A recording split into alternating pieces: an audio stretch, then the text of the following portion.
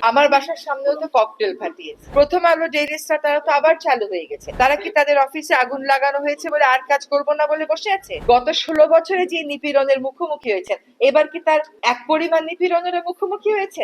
ভোটের সময় বাংলাদেশে বিভিন্ন জায়গাতে, যেহেতু আমরা খুবই রাজনীতিমুখী একটা জাতি, সেখানে একটা উত্তেজনা থাকে।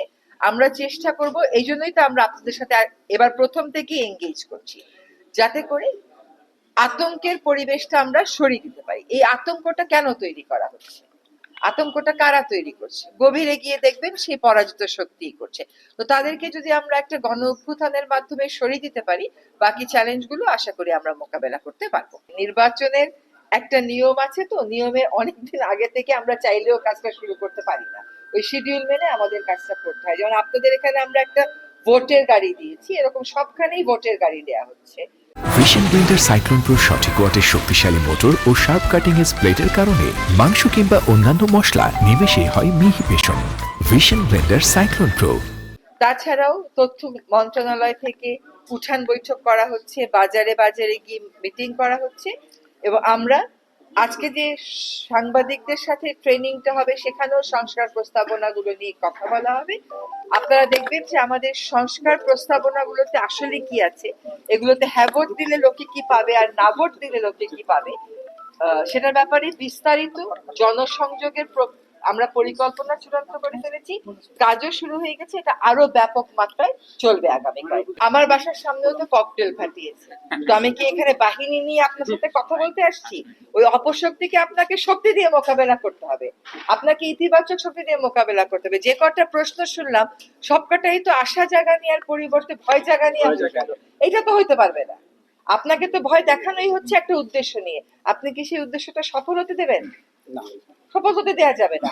অপশক্তির কয়টা লোক আছে বলেন আমাকে, তার বিপরীতে আমরা কয়টা লোক আছি। আমাদেরকে সংগঠিত হতে হবে। আর যদি কারো বিশেষ কোনো নিরাপত্তার ঝুঁকি থাকে, সে ব্যাপারে সরকারকে অবহিত করবেন। প্রথম আলো ডেইলি স্টার তারা তো আবার চালু হয়ে গেছে।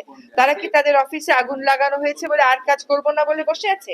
তারা কিন্তু বসে নেই, সরকারের সাথে তাদের কথা হয়েছে, তারা আবার চালু হয়ে গেছে, কাজ করেছে। এই যে ফাইটিং ব্যাকের স্পিরিটটা, এটা তো থাকতে হবে।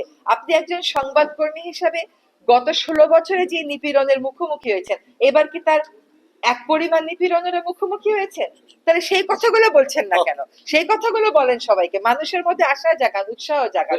আমি দুইটা কাজ করে যাওয়ার চেষ্টা করব। একটা হচ্ছে সম্প্রচার অধ্যাদেশ, যেটা আশা করি হয়ে যাবে। আর গণমাধ্যম কমিশনটা, এটাও বুঝতে হবে যে আমার হাতে সময় আসলে মাত্র আর 1 মাস আছে। আমি আপ্রাণ চেষ্টা করব তার একটা অধ্যাদেশ অন্তত করে দিয়ে যেতে, একদম গ্রাসরুট লেভেল থেকে স্থানীয় সরকার প্রতিষ্ঠানকে সম্পৃক্ত করে, তথ্য মন্ত্রণালয়ের যে গ্রাসরুট লেভেলের আবহাওয়া সেটাকে সম্পৃক্ত করে, সাংবাদিকদেরকে সম্পৃক্ত করে।